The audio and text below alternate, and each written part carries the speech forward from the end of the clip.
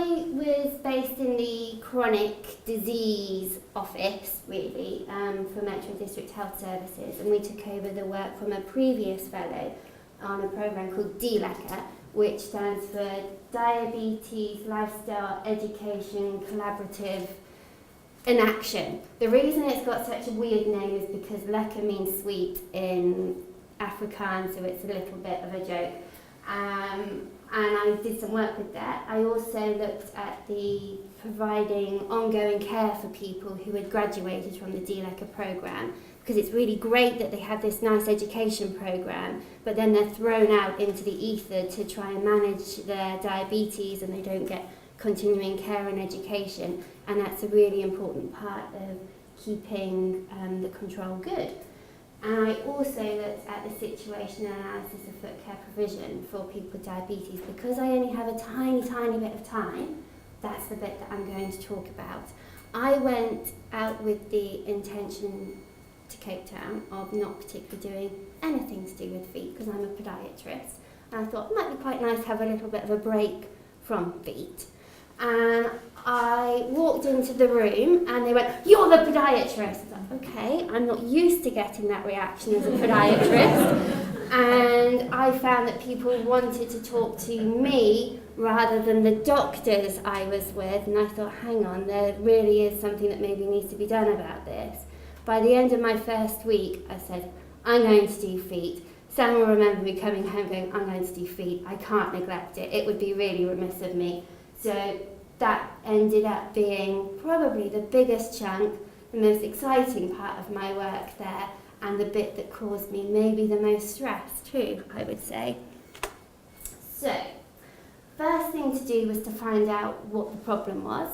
I knew that there was pretty much no care for people with diabetes, and I eventually found out that 68% of all the lower limb amputations in Cape Town were due to diabetes.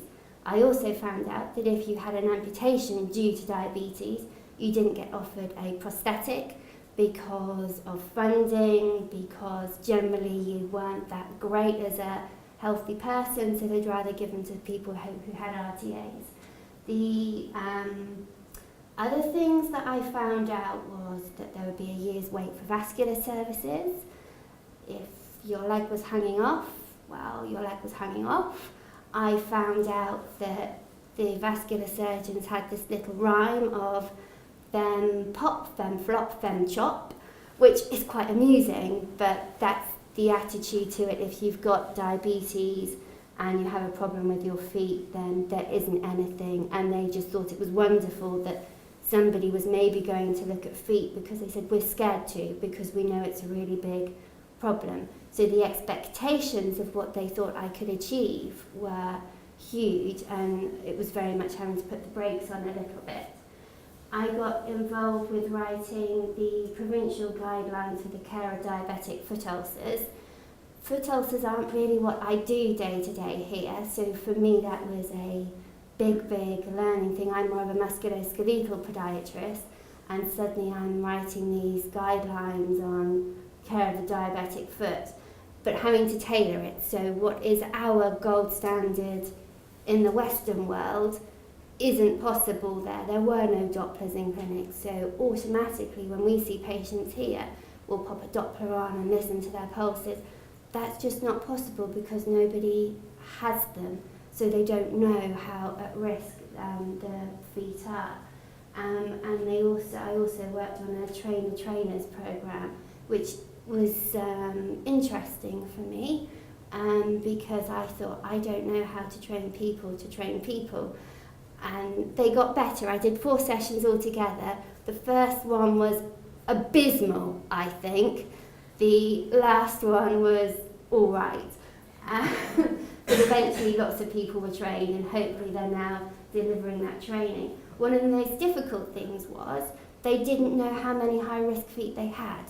So they didn't know what kind of services they needed, or where the need was, or where the problems were, because they didn't know what was there. And they have a really fabulous chronic disease audit that they do every year, that covers all the different chronic diseases of lifestyle. including how many people had their eyes checked for retinopathy and the foot screening and all of those things, but only 43% of people have their annual foot screening, and then nothing happens to it. So that kind of was an interesting thing for me, because I ended up saying to some very important people, the reason people probably don't do the foot screening is because what then happens to it. They've got nothing to do with the results. So actually you're wasting your time doing the foot screening, you may as well be doing something else. And they said, you're absolutely right, so what can we do about it? And I thought, oh no, now what? So I did quite a few things to get to those points. Some were more successful than others. The stakeholder analysis was one of the first things I did to see who was involved, who those people were. Google is amazing, tremendous, whose email addresses you can find on Google. I think I turned into a little bit of a stalker looking for some vascular surgeons and things, but those names are out there, and just email them. It's amazing how many people get back to you when you just send them an email. I had more success than Carla with this approach, but if you just send this really happy email and say, I want to do something about this is what I'm doing, please can I meet you? They go, yeah, of course, come along. And because you have no clinics, you're just able to fit in with their plans, and it's great. So I went and I spoke to lots of people, got lost quite a lot sometimes on the way to going to see those people, and I did SWOTs and pestles and combined them all together to see where there was cross-referencing and where things worked really well. Process mapping was a disaster. Why was it a disaster? I think it was a disaster because there is no set pattern. So I would think that I understood something, and then I'd go to another clinic and it would be totally different because they either didn't have access to things or that profession didn't work there. And in the end, I gave up. I admitted defeat with it and thought, this isn't going to work, and this isn't going to be healthy for me or the people I live with. If I keep doing this and not getting anywhere, I need to just accept that there isn't a clear process across Metro District Services. I found that I thought I knew how big Metro District Services was, and then it would be a little bit bigger because I'd find another clinic or another hospital, and that was really confusing and disheartening sometimes because I thought you'd got it and then it would all change. But that was interesting. And then I did things like Porter's 5 forces, where you go, what's this threat, how important is this? It's quite, you either really like it or you don't. I found it really fascinating, and it was really useful for me to see where the biggest things were that actually needed to change and where the biggest barriers to change were. And then from all of that information and doing other things, I could come up with some optional appraisals which looked at various different aspects for them. So what's the risk if we do nothing? What's the risk if we do this? What's the risk if we do that? So I did it for things like Dopplers in clinics. So they're going to buy some Dopplers. Not very many, but they're going to buy some Dopplers. Where do you need to put money in? So if you don't put any money in footwear and orthotics, what will happen? If you put in a little bit, and we only have 2 centres that do it, what will happen with that? So what they've chosen to do, I don't entirely know, but I do know that it's going to be talked at a provincial meeting. Now they have a new department of heads, so that's quite exciting. So my main achievements were that I identified where there were gaps in the provision of care. So the biggest gaps were if somebody comes out as high risk of their screening, there's nothing for them. Where do they need to go to improve that? How am I doing? Got 3 minutes. Okay, we'll be fine.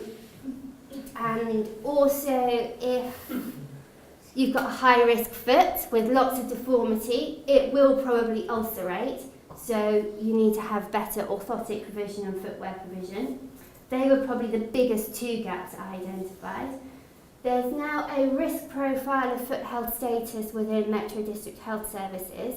I went along to meet some people and I said, what are we going to do about this? There are professors and all kinds of people, and they said, let's do a research study. And I thought, Okay, that's fine. They want to get published. I want the figures. The figures haven't all quite come through yet, which is really frustrating, but let's work together. We both get what we want, and that's something we definitely learn.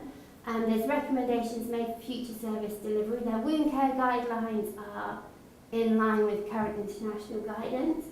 And 134 staff are trained across the province. And there's provincial funding for patient leaflets for foot ulcers and high-risk feet, which is quite exciting because they've had nothing like that. And I just went, it'd be nice. And they said, sure. Okay. I think I had some easy wins because there was nothing in place. My personal learning, informal networks and how to use them. I don't really like informal networks. I'm not really a fan of schmoozing people and things. However, my supervisor told me that that's a fact of life and it does work and it's something I have to get more comfortable with. Am I more comfortable with it? No. Do I recognise when I need to use it? Absolutely. And that is in the leadership dimension thing that Fleur put up, all about connecting our service and how it all fits in together. Managing expectations, I had to manage my own of what I thought I could achieve. Like, you can't just go in and do the same there as you do here. I told one of my friends, he went, you just need to put in a risk classification system. What should I email you? I was like, that's not going to work this time. We have to do something else. And also managing expectations of what people felt I could achieve within 6 months. I can't put a podiatry service in 6 months if there's no podiatrist, and that's expensive. And speaking with people in authority, you get better at it because you have to, and it becomes easier, and it becomes a little less scary. I think that I certainly do that better already, only in work 6 weeks in, and I'm better maybe at picking my moments when to do that and what maybe I can influence and what I can't influence. I've become more aware of myself and more aware of the environment that I work in and the different factors that will affect it. So it is a resource poor setting. Staff morale is low. Leadership in some of them is disheartened with what's going on in their centres, and you become much more aware of picking up on the undertones of it, which would be inspiring a shared purpose. I got better at, I had to write it down. I got better at doing that and sharing the vision, and actually also just talking to people, and they would talk to you because you weren't a threat. And I could then go to my supervisor and say, the cleaner in this centre suggested this, why do you not do that? And he went, that's a really good idea. And I even said to him on my last day, I said, could I give you some feedback, please, Keith? And I thought, He said, yes. And I said, I think you need to do some team building because you've got groups of people that don't get on within your office and they're really good and they want to get on, they'd like to do things together. And he went, I'll take them out to see the spring flowers. And I had a message 3 weeks after I got back from one of the ladies in the office saying, you'll never guess what, Dr. Clutie took us to see the spring flowers. And that was brilliant because I'd suggested it and he went, let's do it. So that was really nice. Top tips. Okay. I'm a brownie leader in the UK and I went and joined guides there. And I would suggest that you go out and you do things that you do normally, break away from your other fellows that you're with sometimes and just do something on your own, bore you. Sorry, Sam. But that is really important that you do have your own thing because it is quite an intense environment. This is Sister Lulu, who is just wonderful, and she's holding 2 foot leaflets. Make friends with the staff there. They are a wealth of knowledge. They will give you really good advice, and they know what happens, and they know who to talk to, and they're just wonderful. I went abseiling with Table Mountain with Carla. Sometimes it's going to be scary, both the things you might choose to do in your own time and at work. Sometimes it's scary, not because of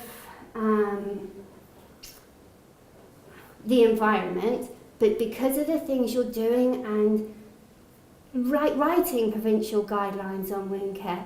That document's really important and it's going to go to a lot of people. And actually, if you think about what you're doing, it's a little bit, oh my goodness, this really matters. Take a holiday. I went to Kruger in the middle, and I think going away in the middle of your 3 months is really important because it's a long time. And to go away, and one of my friends came out, and that was nice. Again, no offence, Sam, to take a break away from everybody because it allows you to put some perspective in. And it's just nice to go away from where you are. We did get on really well, despite how it might seem. And when you get back, don't go on about your experience because not everybody is interested as you might be or as you think that they should be. So when they say, how was it? It was wonderful. How was your summer? If they want to know more, they'll come back and they'll ask you. If they don't, leave it. Thank you.